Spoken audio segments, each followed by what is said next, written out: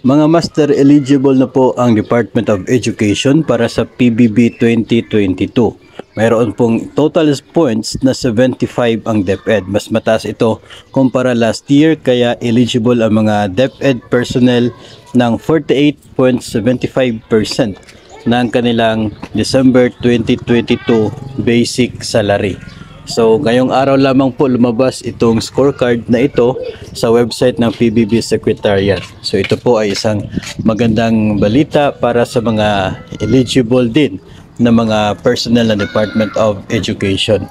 So ang kasunod po nito mga master ay ang pag-submit na ng DepEd ng mga requirements na kinakailangan para po ito ay mabigyan na ng pondo. So abangan na lamang po natin yung mga susunod po na mga pangyayari pagkatapos na maging eligible ang Department of Education.